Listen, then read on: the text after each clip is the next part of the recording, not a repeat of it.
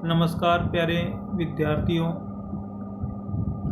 हम बात कर रहे थे इटालियन दार्शनिक राजनीतिक चिंतक मैकियावेली के संबंध में। पिछले व्याख्यान में हमने मैकियावेली के संबंध में अध्ययन किया था, जिसके तहत मैकियावेली के राजनीति एवं नैतिकता संबंधी विचार, मैकियावेली के शासक की सफलता के सूत्र संबंधी विचार एवं मैकियावेली के प्रमुख राज्य संबंधी विचारों का अध्ययन हमने किया था। उसी कड़ी के तहत आगे बढ़ते हुए आज के इस व्याख्यान में हम अध्ययन करेंगे कि क्या मैकियावेली अपने युग के शिशु हैं, क्योंकि डनिंग कहते हैं कि मैकियावेली अपने युग के शिशु हैं। इसके संबंध में हम चर्चा करेंगे। आइए शुरू करते हैं। मैकियावेली मध्य युग का अंत, ये डनिंग कहते हैं। मैंने आपको पहले भी बताया था कि मैकियावेली ऐसे दौर में पैदा हुए जहाँ से मध्य युग का समापन हो रहा है और आधुनिक युग का प्रारंभ हो रहा है। यानी ये मध्य युग और आधुनिक युग के बीच एक सेतु के समान है, एक कड़ी के समान है, एक मध्यस्थ के समान है। डनिंग ने मैकियावेली को मध्य युग का अंत करने वाला राजनीतिक विचारक कहा है, क्योंकि मैकियावेली ऐसा राजनीतिक विचारक है जिसमें मध्ययुगीन तीनों प्रमुख विशेषताओं का विरोध किया। यानी इन्होंने मध्य युग में जो तत्कालीन समय में व्याप्त थी, उन तीन प्रमुख विशेषताओं का विरोध किया है। पहला, मैकियावेली ने पॉपशाही के विरोध में परिषदीय आंदोलन का समर्थन किया है। जो परिषदीय आंदोलन उस समय चल रहा था, उसका मैकियावेली ने समर्थन किया और पॉपशाही का विरोध किया। मैकियावेली ने सामंतवादी व्यवस्था के स्थान पर राजतंत्र का समर्थन किया है। तीसरा, मैकियावेली चर्च के स्थान पर राज्य का समर्थन करता है। यानी जो ये मध्य युग की ये तीन प्रमुख विशेषताएं थी, इन तीनों विशेषताओं की मैकियावेली अपने चिंतन में आलोचना करता है और इसी कारण मैकियावेली को मध्य युग का अंत करने वाला विचारक भी कहा जाता है। इस प्रकार मैकियावेली मध्य युग का अंत करने वाला एवं आधुनिक युग का प्रारंभ करने वाला राजनीतिक विचारक माना जाता है। मैकियावेली प्रथम आधुनिक राजनीतिक विचारक के रूप में, मैकियावेली के चिंतन में हमें एक साथ आधुनिकता के अनेक तत्व दिखाई देते हैं।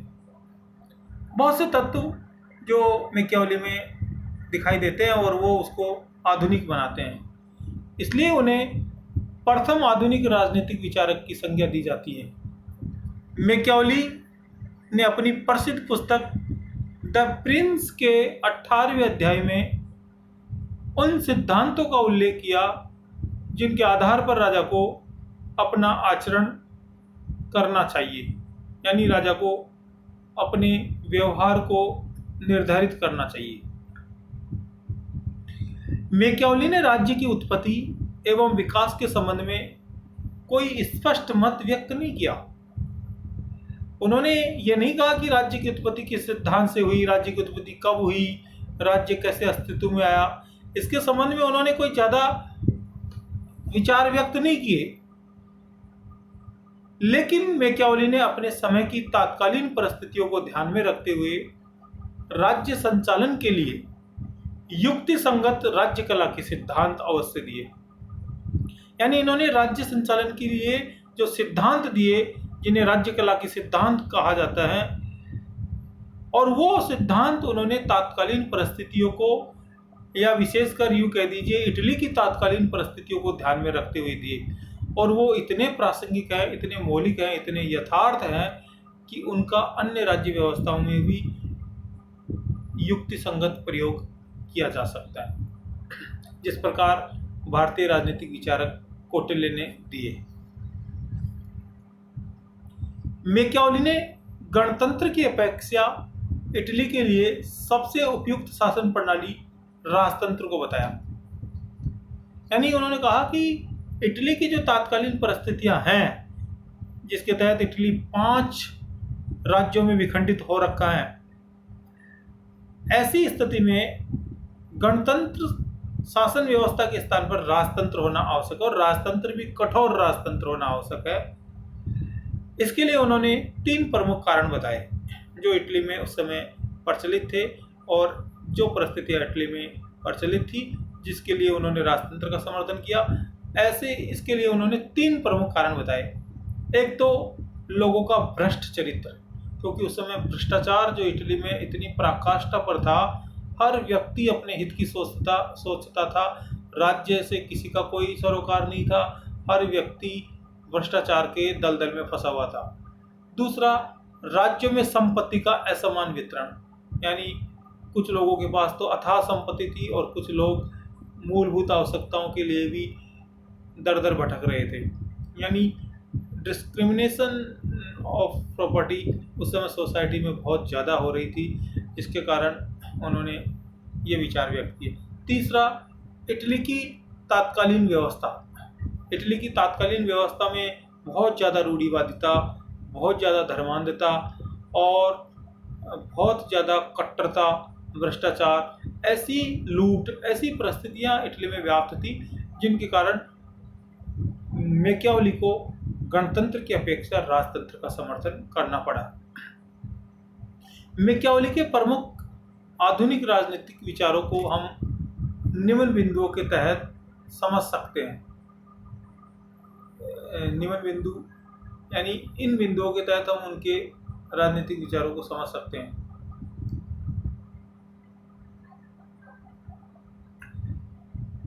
पहला, राजनीति एवं नैतिकता का पृथक्करण। देखिए, तात्कालीन जो यूरोपियन व्यवस्था या यूं कह दीजिए इटली की जो व्यवस्था थी, उसमें राजनीति और धर्म एक दूसरे से जुड़े हुए थे और बहुत ज़्यादा इनका तादात्म्य था। तो मैकियावेली ने यह कहा कि राजनीति और नैतिकता को बिल्कुल पृथक होना चाहिए। राजनीति का नैतिकता से कोई सरोकार इस प्रकार नहीं होता, क्योंकि नैतिकता हमेशा राजनीति को बाधित करती है और राजनीति नैतिकता को बाधित करती है। इसलिए इन दोनों को पृथक होना ही श्रेयस्कर है। धर्मनिरपेक्ष राज्य का समर्थन। उन्होंने कहा कि राज्य का अपना कोई धर्म नहीं होगा, बिल्कुल धर्मनिरपेक्ष राज्य होगा, क्योंकि तत्कालीन समय में वहाँ पोपशाही का बोलबाला था और पोपशाही के तहत वहाँ ईसाईयत का बहुत गहरा प्रभाव लोगों पर था, जिसके कारण शासन व्यवस्था में बहुत ज़्यादा धर्म का हस्तक्षेप हो गया था और लोग धर्म से बहुत कट्टर तरीके से जुड़े हुए थे और कई बार तो इतने ज़्यादा मतलब धर्मांधता हो जाती थी कि एक दूसरे की हत्या करने, एक दूसरे को मारने पर उतारू हो जाते थे। तो मैकियावेली ने धर्मनिरपेक्ष राज्य का समर्थन किया। राष्ट्र राज्य का समर्थन। मैकियावेली छोटे राज्यों का कभी भी समर्थक नहीं रहा। मैकियावेली हमेशा कहते थे कि छोटे छोटे राज्यों को कोई भी परास्त कर सकता है, वो आपस में भी झगड़ते रहते हैं, तो इनको मिलाकर एक राष्ट्र राज्य बनाया जाना चाहिए। और खुद मैकियावेली का भी ये सपना था कि इटली जो 5 भागों में विभाजित है उसको मिलाकर एक समग्र राष्ट्र का निर्माण किया जाना चाहिए, ताकि एक शक्तिशाली इटली बन सके। चौथा, कानूनी संप्रभुता का समर्थन। उन्होंने संप्रभुता के संबंध में कोई स्पष्ट मत तो व्यक्त नहीं किया, लेकिन उन्होंने फिर भी कानूनी संप्रभुता का समर्थन किया, कानून के शासन की बात की और कानून व्यवस्था की बात की। मैकियावेली शक्ति की राजनीति का जनक थे। देखिए, मैकियावेली जो ये चाहते थे कि शक्ति से शासन काफ़ी बातों को मनवा सकता है और चला सकता है, तो शक्ति की राजनीति। उन्होंने कहा कि यदि राज्य में उपद्रव हो तो बड़े क्रूर तरीके से उसको कुचल दिया जाना चाहिए, यानी उपद्रव की शुरुआत होने से पहले ही उसको समाप्त कर दिया जाना चाहिए, यानी बीमारी शुरू हो उससे पहले उसको जड़ से उखाड़ देना चाहिए। तो ये शक्ति की राजनीति के जनक मैकियावेली माने जाते हैं। मैकियावेली शासक के लिए शेर और लोमड़ी की नीति के समर्थक थे। ये मैंने आपको पहले भी बताया कि ये चाहते थे कि शासक को शेर की तरह ताकतवर होना चाहिए और लोमड़ी की तरह चालाक होना चाहिए, और जहाँ जिस युक्ति का प्रयोग युक्ति संगत हो उसका प्रयोग करके अपना काम निकालना चाहिए। तो शेर और लोमड़ी की नीति के समर्थक थे। निजी संपत्ति का समर्थक, देखिए मैकियावेली निजी संपत्ति की बात करता है कि निजी संपत्ति होनी चाहिए, क्योंकि निजी संपत्ति यदि नहीं होगी तो लोगों में नीरसता आ जाएगी, काम के प्रति उत्साह नहीं रहेगा। तो निजी संपत्ति का उन्होंने समर्थन किया। राज्य द्वारा व्यापारिक कार्य करने पर प्रतिबंध, देखिए मैकियावेली ने यह कहा कि राज्य अपना कोई व्यापारिक कार्य नहीं करेगा, व्यापार का कार्य खुला होना चाहिए जो लोगों के द्वारा और दूसरे समूहों के द्वारा किया जाना चाहिए। राज्य का उसमें कोई हस्तक्षेप नहीं होना चाहिए। यदि आवश्यक हो तो राज्य को ऐसे व्यापारिक प्रतिष्ठानों को सुरक्षा उपलब्ध करवाई जानी चाहिए, लेकिन राज्य अपना कोई व्यापार नहीं करेगा, क्योंकि जब राज्य व्यापारिक गतिविधियों में लिप्त हो जाता है तो शासन व्यवस्था बाधित हो जाती है और उसमें भ्रष्टाचार के अंश दिखाई देने लगते हैं। अगला, योग्य व्यक्तियों को मंत्री बनाने का समर्थन। मैकियावेली ने हमेशा से योग्य व्यक्तियों को पद सौंपने की बात कही है, चाहे वो मंत्री पद हो चाहे वो प्रशासनिक पद हो, योग्य व्यक्तियों को बनाया जाना चाहिए। चापलूसी से नहीं होनी चाहिए, क्योंकि चापलूस व्यक्ति स्वयं के साथ साथ राष्ट्र को भी डुबो देता है। तो योग्य व्यक्तियों को मंत्री बनाया जाना चाहिए। अगला, मैकियावेली कहते हैं कि शासक को साम दाम भेद और दंड की नीति को अपनाना चाहिए। ये जो 4 नीतियां हैं जो प्राचीन भारतीय चिंतन में भी दिखाई देती है, साम दाम भेद और दंड की नीति को अपनाया जाना चाहिए, और इनको भी बारी बारी से अपनाना चाहिए। जहाँ साम से काम चल जाए वहाँ दाम का प्रयोग नहीं होना चाहिए, जहाँ दाम से काम चले वहाँ भेद का प्रयोग नहीं होना चाहिए, और जहाँ यदि भेद से काम चल जाए तो दंड का प्रयोग नहीं करना चाहिए। बारी बारी से उन्होंने इनका उपयोग करने की बात कही। मैकियावेली ने राष्ट्रीय सेना के गठन की बात कही। वे कहते हैं कि एक राष्ट्रीय सेना होनी चाहिए जो राष्ट्र की सुरक्षा करेगी, व्यापारिक प्रतिष्ठानों की सुरक्षा करेगी और राज्य की सीमाओं को आगे बढ़ाने का काम करेगी। तो एक राष्ट्रीय सेना होनी चाहिए और राष्ट्रीय सेना का उन्होंने समर्थन किया। और अगला है संघ राज्य का समर्थन। देखो, राष्ट्र राज्य के साथ साथ उन्होंने संघ राज्य का समर्थन किया, और वे चाहते थे कि एक संघात्मक व्यवस्था टाइप का सिस्टम हो जिसके तहत सारी शक्तियां केंद्रीय नेतृत्व में हो और शक्तियों का हिस्सा नीचे तक पहुंचना चाहिए। तो संघ राज्य का समर्थन मैकियावेली अपने चिंतन में करते हैं। आज के इस व्याख्यान में इतना ही। आपने मेरी बात को ध्यान से सुना, इसके लिए धन्यवाद।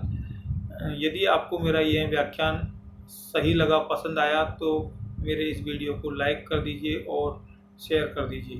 धन्यवाद।